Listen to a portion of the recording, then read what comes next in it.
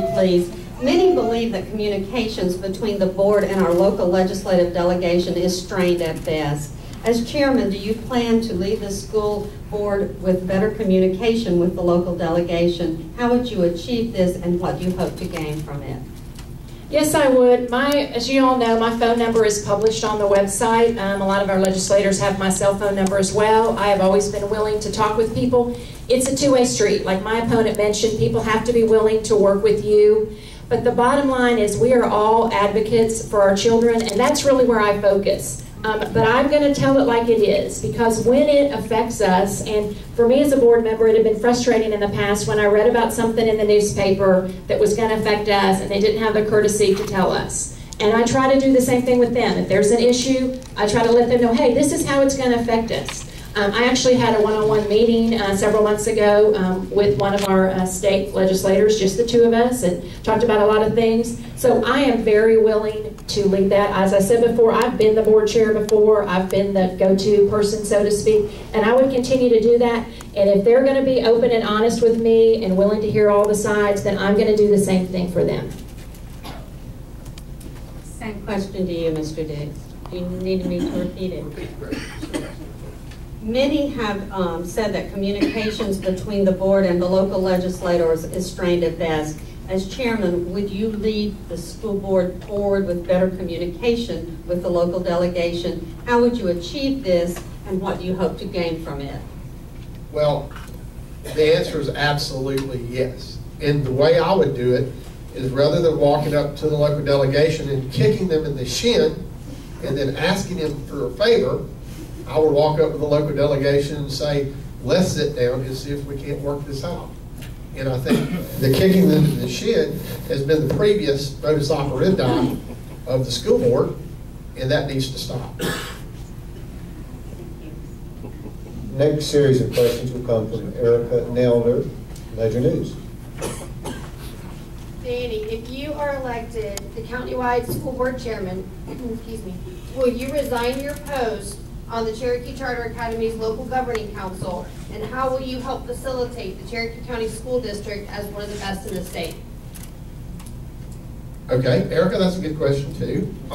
I have already tendered my resignation, effective with winning this race, if I should win it. So that's already been done, it's already in place. And how would I bring us to a first-class school organization? That's the second part. How would you facilitate in keeping Cherokee County School District as one of the best in the state?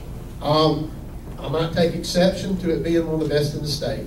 73rd in graduation rate is not one of the best in the state. It's not even the 40 percentile. I mean, we can do great on test scores. That's wonderful. I applaud that. However, if we don't get a diploma, it's all for naught. That's the next stage of success for a young student, is a diploma. We can't let 1 out of 4, or more than 1 out of 4, fall off the wagon without a diploma. So how would I do that? I would rearrange the funds. I would do away with the furloughs, use Forsyth County's methodology to get in line with their average cost, and I would implement that. And we put more money in the classroom. I'll target, make sure all budgetary money gets put in the classroom and non-administrative and non-essential items, and then we will go to work for the students and the parents. Janet asks for a 1-minute rebuttal. I think you're a little misleading to the audience on the facts. You state 1 out of 4. The actual graduation rate, which you're talking about, is for those folks that graduate in 4 years plus 1 summer. That doesn't count the kids. Just last month, I had the privilege to be at Woodstock High School while we saw 25 kids cross the stage summer school graduation. So according to that, those kids don't count. What's actually out there for the CCRPI, they're looking at how many graduated 4 years, 4.5 years, and 5 years. We have Polaris, we have Credit Connect, we have Crossroads, we have a lot of other options. So to say that that 1 out of 4, it's not the reverse. If the graduation rate is 75%, that does not mean the dropout rate is 25%. It means that 75% graduate in 4 years and 1 summer. Danny's asked for a minute rebuttal. This will be the last. My statistics came from the Georgia Department of Education. they rank us 73rd. They rank us at 74.84% grad rate. The inverse of that are the children who did not get a diploma. And that is 9,500 and something students that didn't get a diploma. And that's deplorable, and we need to do something about it. We need to do it now. Eric, you have one more question?